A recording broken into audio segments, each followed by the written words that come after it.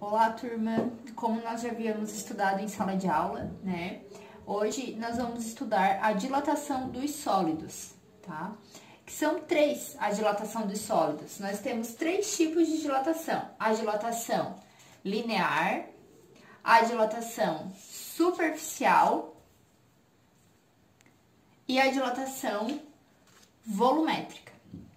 Na dilatação linear, aqui nós temos o exemplo de uma barra, tá? Na dilatação linear, na dilatação de uma barra, apenas uma dimensão sofre dilatação, que seria o comprimento, tá? Então, na dilatação linear, apenas uma das dimensões sofre dilatação, ou seja, aumenta o seu tamanho, né? Então, inicialmente nós tínhamos uma barra com um comprimento inicial, com uma temperatura inicial.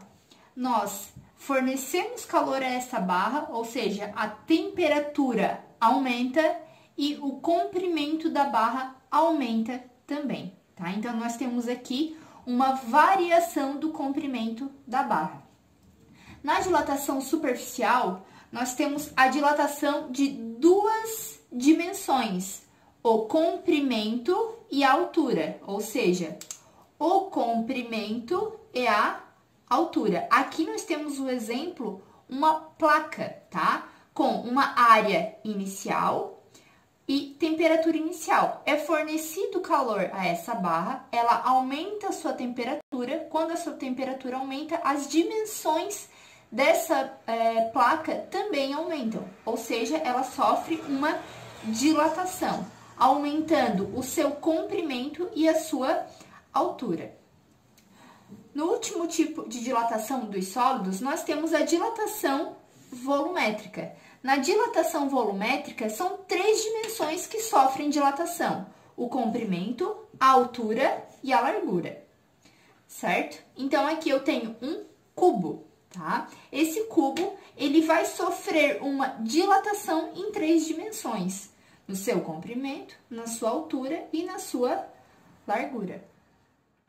A dilatação linear, nós utilizamos esta expressão matemática. ΔL é igual a L inicial vezes alfa vezes ΔT. O que significa cada um destes símbolos? ΔL significa variação do comprimento. L0 significa comprimento inicial. O alfa significa coeficiente de dilatação linear. E o ΔT significa variação de temperatura. A variação do comprimento e o comprimento inicial são medidos em centímetros ou metros. O coeficiente de dilatação linear nós encontramos na tabela, tá? Então, existe uma tabela para os coeficientes de dilatação linear. E o ΔT é a variação de temperatura. Nós vamos utilizar a temperatura em graus Celsius, porque aqui no coeficiente de dilatação, a unidade de medida que nós temos é graus Celsius na -1. Variação de temperatura, nós temos ΔT é igual a T menos T0. Essa expressão matemática vocês já conhecem. Aqui nós temos variação de temperatura é igual a temperatura final menos a temperatura inicial, certo? E o que é ΔL, pessoal? ΔL é variação do comprimento. Variação do comprimento, sempre que nós temos uma variação, nós temos final menos inicial. Então, aqui nós vamos ter comprimento final menos o comprimento inicial. A matemática para dilatação superficial é essa daqui. ΔA igual a A inicial vezes beta vezes ΔT. ΔA significa variação da área. A0 significa área inicial. Beta significa o coeficiente de dilatação superficial. E o ΔT é a nossa variação da temperatura. Percebam que as unidades de medida de variação de área e de área inicial, elas estão ao quadrado. Então, nós temos aqui centímetro quadrado, metro quadrado. Por quê? Porque nós temos duas dimensões que estão variando na dilatação, neste caso. O coeficiente de dilatação superficial vocês não vão encontrar na tabela. Como vocês vão encontrar o coeficiente de dilatação superficial? Através desta fórmula aqui. Beta é igual a 2 vezes o alfa.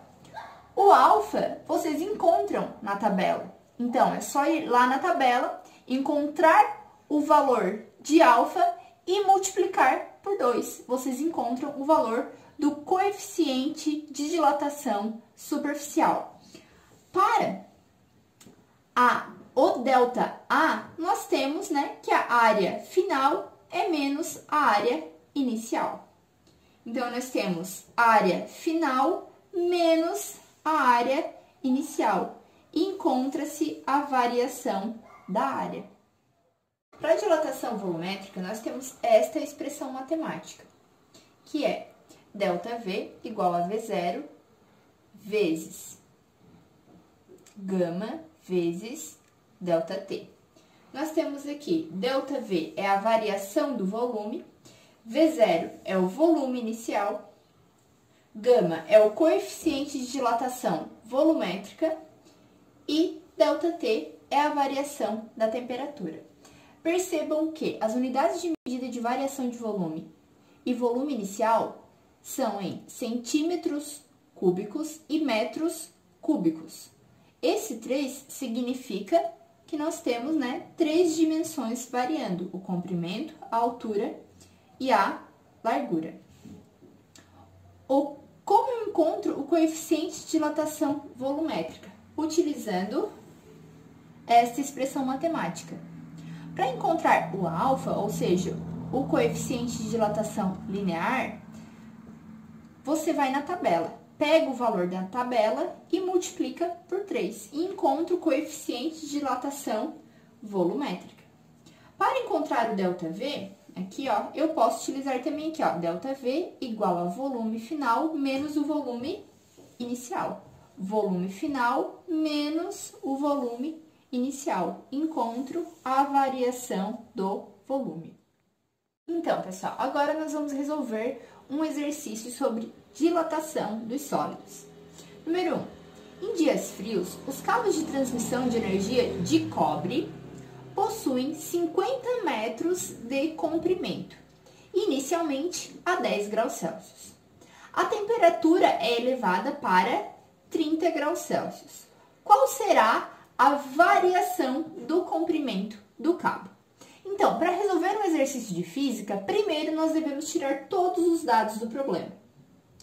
Percebam que, enquanto eu fazia a leitura, eu já identifiquei algumas das informações que serão necessárias para resolver o exercício. Então, aqui, a primeira informação que nós temos é que esses fios são feitos de cobre. Vamos guardar essa informação. E que eles possuem 50 metros de comprimento, ou seja, este é o meu comprimento inicial. E inicialmente ele possui 10 graus Celsius. Então, a temperatura inicial é de 10 graus Celsius. E que essa temperatura é elevada para 30 graus Celsius. Ou seja, esta é a sua temperatura final. E no final ele pergunta, qual será a variação do comprimento do cabo? Ou seja, qual será o ΔL, a variação do comprimento? Então, eu tenho todas essas informações. Para encontrar o ΔL, nós temos duas expressões matemáticas. ΔL igual a L final menos L inicial. E nós temos ΔL é igual ao comprimento inicial vezes o alfa vezes o ΔT. Vamos ver qual das duas equações nós vamos utilizar das duas equações não, das duas expressões matemáticas nós vamos utilizar para resolver esse exercício.